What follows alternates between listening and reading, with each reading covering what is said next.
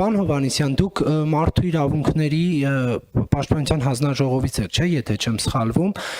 Մերձավանի դպրոցի հետ կապված արդեն մի քանի օր է այդ ուսուցչու շուրջ ստեղծված իրադարձության ֆոնին նաև թիրախավորվել են երեխաները, անկախ նրանից, որ նրանք խնդրահարույց հայտարարություններ են արել, իրենց աշակերտի նման չեն պահել, ինչպես նշվում է համացանցում, բայց այդ երեխաներին տարածում են, նրանց թիրախավորում են, վիրավորում են համացանցում, գրեթե բոլոր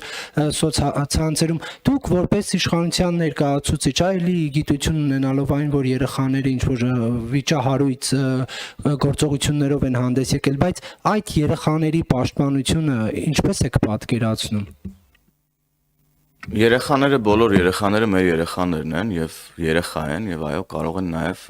տարբեր տեսակի վարք դրսեւորել, որը հատուկ չէ հասուն տարիքի մարդկանց։ Ելնելով դեռ, որովհետեւ կրթություն պետք է անցնեն, դաստիարակություն պետք է ստանան եւ այլն։ Այսինքն այս մասով որևէ հարց ու պատասխան չի կարող լինել, երեխաների իրավունքները բոլորիս ուրեմն պաշտպանության ներքո են եւ այստեղ հարց չկա եւ պետությունը իր բոլոր հնարավոր ռեսուրսներով այս պահին ուրեմն այս ուղղությամբ աշխատում է կրթության գիտության նախարարությունում էլ բացի այն հրապարակային հայտարարությունները որոնք տեղի ունենում եւ մարդու իրավունքների պաշտպանի գրասենյակի կողմից եւ կրթության գիտության մշակույթի եւ սպորտի նախարարության կողմից եւ տարբեր պաշտոնների կողմից բացի այդ հրապարակային հայտարարությունների շատ կոնկրետ աշխատանք է տարվում եւ տեղում եւ աշակերտների հետ եւ ծնողների հետ որպեսզի մենք կարողանանք եւ այս խնդիրը վերացնել եւ նաեւ հետագայում նման խնդիրներից խուսափել ոչ միայն այդ դպրոցում, այլև այդ դպրոցներում։ Սրանք ազդակներ են, որոնք մեզ ուրեմն